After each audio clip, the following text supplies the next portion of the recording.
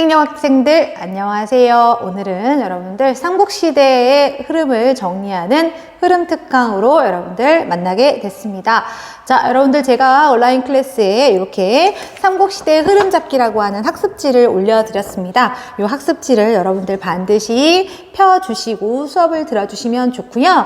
선생님처럼 그냥 종이에 필기하셔도 좋지만 여러분들 훨씬 더 여기다 정리하시는 게 편할 것 같습니다.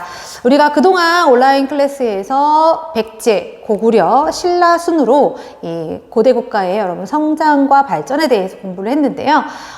요 시기는요, 이렇게 같은 시대에서 어떤 왕들이 어떻게 일을 했는지 시기별로 묻는 문제도 있기 때문에 여러분들과 같이 흐름 특강을 한번 정리해 보도록 하겠습니다. 자, 그러면 먼저 여기 보시면 가로로 이렇게 시계의 순서가 나와 있고요. 그 다음에 각각 백제, 고구려, 신라의 여러분들 내용이 나와 있습니다. 주요 왕들의 내용과 그 밑에 우리가 꼭 반드시 알아야 할 여러분들 업적들을 정리를 해 놓았습니다. 여러분들 같이 한번 정리해 보도록 하면 좋을 것 같아요. 자, 선생님이 백제, 고구려, 신라 순으로 쓴 이유는요, 여러분 아시죠? 삼국 중에서 가장 전성기가 빨랐던 나라가 어디입니까? 바로 백제입니다. 그래서 백제는 4세기에 전성기가 있었죠. 삼국 중에 백제가 가장 전성기가 빨랐던 이유는 뭐예요? 백제가 어디를 장악했기 때문입니까? 네, 바로 한강유역에서 시작했기 때문이죠. 그리고 여러분 고구려가 5세기에 여러분 광개토대왕 장수왕 때 전성기를 맞이했죠. 그리고 마지막 신라는 6세기가 돼서 여러분 전성기를 맞이하게 됩니다. 그래서 요 순으로 정리를 했으니까요. 여러분들 확인해 주시면 좋겠습니다. 백제부터 한번 볼게요. 자, 백제 여러분 3세기에 여러분 중요한 사람이 하나 나옵니다. 자, 율령을 반포하였다. 그리고 16관등이 이때 만들어졌다. 이런 내용으로 공부했었는데요. 이 사람 바로 누굽니까? 고이왕입니다. 고이왕. 그렇죠, 여러분들 학습지에 고이왕 적어주시면 되겠습니다. 그리고 나서 4세기에 아주 빠른 시기에 여러분 어때요? 백제는 전성기를 맞이하게 되죠. 자, 전성기의 왕은 이렇게 선생님처럼 따로 표시를 하면 좋을 것 같아요. 자, 백제 전성기 왕 하면 누굽니까? 바로 근초고왕이 되겠습니다. 근초고왕 때 여러분들 어떠한 내용들이 있나요? 우리 요서와 산등과 규슈로 진출하였다 이런 내용 나오죠. 특히 이때 일본과 교류하면서 여러분들 칠지도가 백제에서 일본으로 건너간 내용 기억하시면 좋을 것 같습니다. 칠판은 없지만 여러분 학습지에 요 칠지도 그림이 여러분 같이 있을 것 같습니다. 그리고 또 여기엔 없지만 왕위의 부자상속이 있었다. 여러분들 학습지에 씌워놨어요. 왕위가 부자상속했다는 얘기는 어떤 의미라고 했어요? 맞죠. 바로 왕권이 강화되었다는 의미라고 여러분 보시면 좋겠습니다. 근초고왕 시기에는 또 고구려와 마한을 공격한 내용이 나와 있죠. 그래서 이때 여러분 근초고왕이 고구려를 공격해서 여러분들 고구려의 이 왕이 전투에서 전사하게 되죠. 여러분 고구려의 이 왕 누굽니까? 여러분들 고구려 국에서 원통하게 죽은 왕 이렇게 외우면 참 쉬운데, 자, 이 왕 누굴까요? 바로 고국원왕입니다. 이때 고구려는요, 백제와의 전투 중에서 왕이 전사하면서 국가 전체가 굉장한 위기에 여러분들 봉착하게 되죠. 이 위기에 봉착한 고구려를 여러분들 잘 정돈했던 왕이 요분이죠. 요분. 바로 누굽니까? 네, 지금 대답한 친구들 있나요? 좀 이따 한번 살펴보도록 하겠습니다. 자, 근초고왕이 여러분 전성기고요. 자, 선생님이 그랬어요. 전성기를 맞이하려면 고대 국가의 성립 조건 4가지가 갖추어져야 된다고 얘기를 했었습니다. 정복전쟁, 왕권 강화, 율령 반포, 불교 수용. 이게 총 4가지인데요. 지금 백제 같은 경우는 한번 살펴볼까요? 정복전쟁, 뭐 이런 거 있죠. 그 다음에 율령 반포, 그 다음에 여기 왕권 강화도 있죠? 부자상속. 그리고 마지막 뭐가 남았어요? 네, 불교가 남아 있습니다. 불교가 수용된 것은 바로 근초고왕 다음에 침류왕 때 여러분들 백제는 불교가 수용이 되게 됩니다. 자, 그렇게 해서 시대가 이제 5세기로 넘어갑니다. 5세기가 되면 여러분 5세기는 누구의 전성기예요? 바로 고구려의 전성기죠. 이때 여러분 고구려가 백제에게 복수를 한다고 생각하시면 좋죠, 여러분. 이때 고구려의 공격을 받아서 백제의 수도였던 한성이 함락되거든요. 이때 수도를 빼앗겼던 이 왕이 누구냐면 바로 계로왕입니다. 이때 백제의 수도 한성이 함락되게 되죠. 이때 백제의 수도 한성을 함락시켰던 고국 원왕의 복수를 했던 고구려의 왕이 바로 누굽니까? 네, 바로 고구려의 장수왕이죠. 장수왕. 어우, 장수왕, 칸이 길죠? 장수왕이 왜 장수왕이에요, 여러분? 오래 살아서 장수왕이죠. 그래서 여러분들은 이 장수왕에서 계로왕으로 이렇게 화살표 공격했다라고 하는 표시를 해주시면 좋겠고요. 특히 이때 계로왕이 사로잡혀서 역시 전사하게 됩니다. 그러니까 한 번씩 주고받았어요. 그쵸? 네, 한 번씩 주고받은 상황들 여러분들 보시면 좋을 것 같습니다. 자, 한성이 빼앗겼어요. 여러분, 백제는요, 이제 수도를 빼앗기고 저 한강 밑으로 내려가게 됩니다. 그리고 수도를 천도하게 되죠. 이때 천도했던 수도가 바로 어디냐면 웅진이라는 곳이에요. 웅진. 웅진은 지금의 공주입니다. 자, 이때 천도한 건요, 여러분 쫓겨간 거기 때문에 여러분 백제 왕권이 어떻게 됐을까요? 강해졌을까요? 약해졌을까요? 네, 약해지는 게 당연하죠. 이때 백제는 상당한 위기를 겪게 됩니다. 게다가 가장 노른자 땅이었던 한강을 빼앗겼던 백제. 자, 이때 여러분 백제가 살 길은 뭐였냐면 바로 동맹이었습니다. 그래서 동성왕 때는 여러분 신라와 백제가 동맹을 맺게 됩니다. 신라 할 때 나, 백제 할 때 제, 나제 동맹이에요.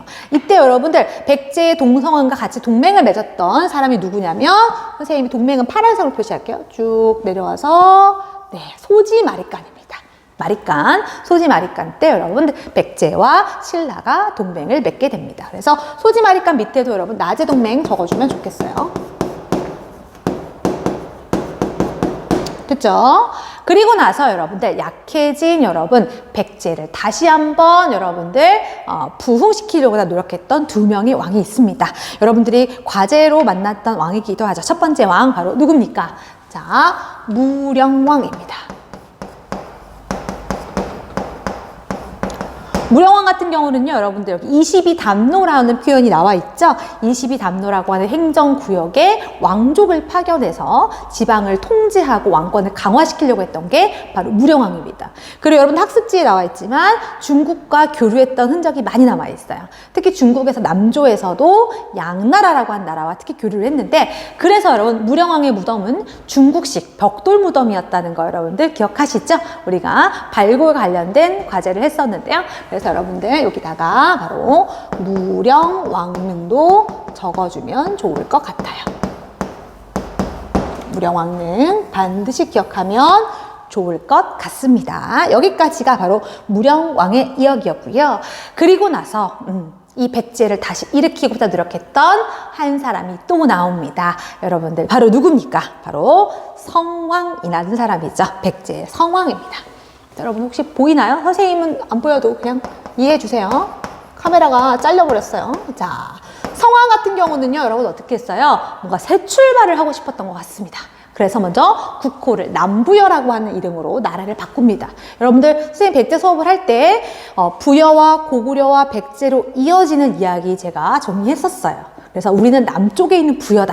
그래서 뭔가 예전의 명성을 되찾고 싶은 마음 보이죠? 그리고 새 집으로 이사도 합니다. 수도를 어디로 천도합니까? 바로 사비로 수도를 천도합니다. 사비는 지금의 부여예요, 부여.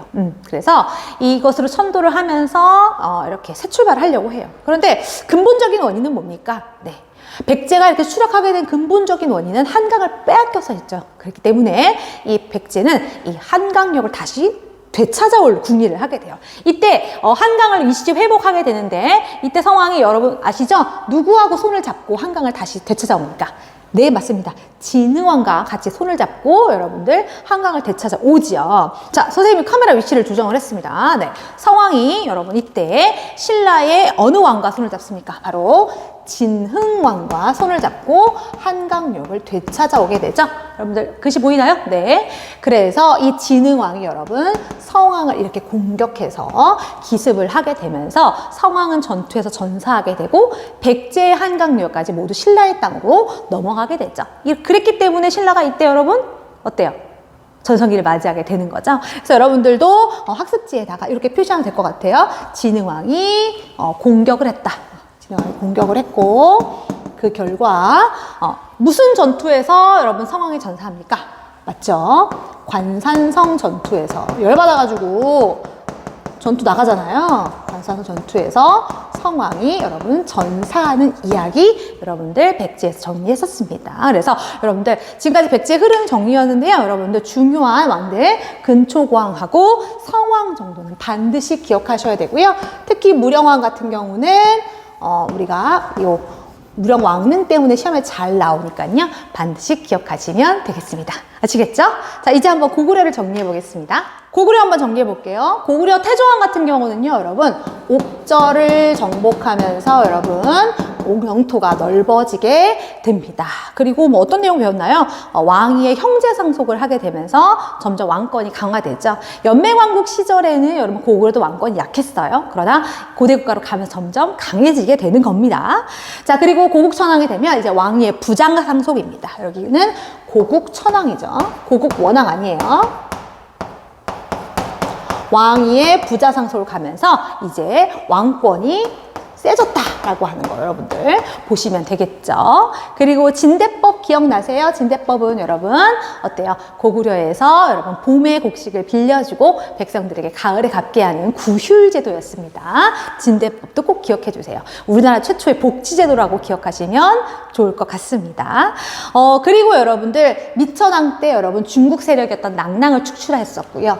그러나 근초공왕의 공격으로 고국원왕 때 상당히 위기를 겪게 되죠. 하지만 이 위기를 여러분들 섣불리 복수하려고 하지 않고 여러분 이 위기를 극복해낸 사람이 있습니다. 그 사람이 바로 누굽니까? 여러분 최세영 선생님 강의에서도 아주 강조하셨던 분이죠. 바로 누구예요? 소수림 왕입니다. 무작정 백제를 공격하려 가기보다는 어때요? 내부의 체제를 탄탄하게 정리했던 바로 소수림왕입니다. 그래서 율령, 법을 만들고요. 불교를 통해서 정치적으로, 종교적으로 통일하고요. 그리고 태학이라고 하는 학교를 설립해서 인재를 등용하게 됩니다. 그렇기 때문에 그 소수림왕 다음에 광개토대왕 때 어때요? 이렇게 외부로 뻗어나갈 수 있는 기반을 마련했던 것이죠. 또 소수림왕은 태학이 여러분 우리나라 최초의 학교인 거 아세요? 여러분들의 원수인가요? 네, 여러분. 이게 소수림왕입니다. 그래서 소수림왕 이후에 여러분, 저로 누굽니까? 광개토 대왕 때 여러분, 어때? 만주와 요동으로 여러분 영토가 상당히 넓어지게 되죠. 여러분들. 거기 학습지에 나와 있죠. 영토가 확장하게 되고, 특히 이때 여러분 광개토 대왕에서는 뭐가 중요해요? 네, 누구를 도와줍니까? 바로 신라를 도와준 내용이 나오죠. 신라에 들어왔던 왜구를 뇌물 마립간의 요청에 따라서 광개토대왕이 내려가서 신라를 도움을 주게 되죠. 이때 여러분들 광개토대왕에 도움을 요청했던 사람이 누구예요? 바로 뇌물 마립간이죠. 그래서 이때 여러분 아시다시피 고구려가 신라에 상당한 영향력을 행사하게 됩니다. 자, 그 다음에 장수왕이죠, 여러분들. 네, 선생님 얼굴이 잘리네요. 네. 이 장수왕 같은 경우는요, 여러분들, 평양으로 수도를 천도하게 됩니다. 남쪽으로 내려오죠. 그리고 나서 한성을 함락시키죠. 이때 여러분 계류왕이 죽게 돼요. 그리고 한강유역을 완전히 차지하게 되고 이때 고구려가 가장 영토가 큰 전성기를 마련하게 되는 거죠. 그리고 이 한성을 함락하고 나서 여러분들 고구려가 한강을 차지했다라고 하는 근거가 되는 비석이 하나 있죠? 기억나세요? 우리 충주고구려비죠. 충주고구려비. 우리 광개토대왕 하면 광개토대왕비 여러분 기억하시면 되죠. 물론 그 비석도 장수왕 때 세워진 거긴 하지만 장수왕과 관련된 비석 여러분 충주고구려비도 기억하면 좋을 것 같습니다. 그런데 장수왕 이후에 고구려는 선생님이 거기 뭐라고 써놨어요? 귀족연합정권으로 분열기라고 되어 있죠. 이때부터는 왕권이 매우 약해지고요. 귀족들이 힘이 세지면서 상당히 분열하는 양상을 보이게 됩니다. 아시다시피 6세기, 7세기 가게 되면 수나라와 당나라의 침입을 받게 되고 이때도 여러분 변변치 않은 왕들이 없었죠. 변변한 왕들이 없었죠. 결국 여러분들 나당연해군에 의해서 멸망되는 것들로 기억하면 좋을 것 같습니다. 자, 여기까지가 고구려 정리였고요. 이제 마지막 신라로 갑니다. 자, 신라에 대해서 한번 정리를 해보겠습니다. 신라는 삼국 중에서 가장 전성기가 늦었던 국가였죠. 동해안 쪽에 치우쳐져 있었기 때문에 이 산맥으로 둘러싸여 있었죠. 그래서 가장 중국 문물로부터 여러분 흡수가 늦었지만, 그러나 가장 최후의 승자, 여러분 삼국을 통일한 신라, 여러분들 한번 살펴볼게요. 신라 같은 경우는요, 4세기 이제 뇌물마리간부터 정리를 해볼게요. 뇌물마리간은 아까 여러분들 우리가 광개토대왕 때 한번 나왔었죠. 여러분들 이때 여러분 고구려에게 도움을 요청을 하게 됩니다. 왜구를 격퇴하기 위해서 고구려의 도움을 요청을 하게 되죠. 그래서 광개토대왕의 도움으로 왜구를 격퇴하게 되고, 물론 그 결과 신라가 내정 간섭을 받았던 흔적들이 남아있죠. 그러나 이 고구려를 등에 업고 상당히 여러분들 왕권이 강해졌던 것 같습니다. 여러분 보시면 김씨가 왕위를 세습했다라고 되어 있죠. 왕위를 세습한다는 얘기는 왕권이 강하다는 얘기라고 했었죠. 그럼 그전에는 김씨가 아니면 누구예요? 박씨와 석씨와 김씨가 돌아가면서 왕을 했던 거 기억하시나요? 그리고 또 하나, 왕의 호칭이 마립간이라는 칭호로 바뀌게 됩니다. 마립간, 대군장이라는 뜻이었죠. 그전에는 거서간, 차차홍, 이사금, 이빨이 많다 이런 것보다는 이제 강력한 왕권이 등장하게 됩니다. 특히 여러분들 가장 중요한 거, 바로 이 고구려의 도움으로 왜구를 격퇴했다는 거, 특히 이 내정 간섭을 받았다는 것을 보여주는 유물이 하나 있죠. 여러분들 거기에 사진이 있죠. 바로 호우명 그릇입니다. 신라 한복판 무덤에서 광개토대왕의 이름이 써있는 그릇이 출토가 됐죠, 여러분들. 바로 뇌물마리간이었습니다. 그러다가 5세기가 되면요, 여러분, 5세기는 고구려의 전성기잖아요. 그래서 이 고구려에 대항하기 위해서 이 동성왕과 소지마리간 때 나제 동맹이 맺어지게 됩니다. 그러면서 여러분 견제하는 모습들이 보여지게 되고요. 여러분 신라는 진짜는 6세기죠. 6세기 이제 지증왕, 버풍왕, 진흥왕 이렇게 정리를 한번 해보도록 하겠습니다. 이제 6세기의 신라 한번 정리해 보도록 하겠습니다. 자, 지증왕입니다, 여러분들. 지증왕. 지증왕 때에는요, 여러분, 신라가 이제부터 왕이라는 표현을 사용하기 시작했고요. 새로운 신, 펼친라라고 하는 신라라고 하는 국호도 여러분 사용을 하게 되죠. 그리고 우리가 지증왕 때 가장 기억해야 될 거는 바로 우상국 정복이었죠. 우상국, 이 시기에 울릉도와 독도를 부르는 명칭이었습니다. 그래서 독도에 대한 최초의 기억이 있다는 거 여러분들 꼭 기억해 주시면 좋을 것 같습니다. 그리고 나서 여러분 나오는 사람 누굽니까? 법흥왕입니다. 법을 흥하게 하는 왕이죠. 그래서 여기서 말하는 법은 두 가지예요. 불교를 흥하게 했다. 그리고 율령을 반포했다라고 하는 거. 그리고 여러분도 아시다시피 금관가야 지역이 이때 신라로 여러분 흡수됩니다. 여러분 금관가야 지역이라고 하면 뭐 아주 곡창지대로 풍요로운 지역이고, 또 가야하면 여러분 철이죠. 이때 신라가 상당히 경제적으로 아마 성장했을 것으로 보입니다. 여러분들 꼭 기억하시고, 특히 여러분 불교 수용할 때 여러분 2차돈의 순교 장면 기억나세요? 여러분 2차돈 순교 비석이 여러분들 여기 교과서에도 사진이 제시가 되어 있어요. 사진으로도 보여드리도록 하겠습니다. 그리고 마지막이죠. 신라 전성기를 여는 바로 진흥왕입니다. 여러분 진흥왕 때는요, 인재를 등용하기 위해서 화랑도라고 하는 청년 조직을 만들었고, 또 성왕과 힘을 합해서 한강을 차지했다라고 하는 거 기억하면 좋을 것 같고요. 또 진흥왕 순수비 총 4가지죠. 그래서 저 위에서 황초령비, 마운령비, 그 다음에 북한산 순수비, 창녕 척경비, 그리고 고구려로부터 빼앗은 단양 적성비까지 여러분들 진흥왕의 비석들도 기억하시면 좋겠습니다. 여기다가 추가로 여러분들 연표에서 플러스 지도까지 여러분들 백제 전성기 지도, 고구려 전성기 지도, 신라 전성기 지도까지 여러분들 체크하시면 훨씬 더 여러분들 잘 정리가 되실 것 같습니다.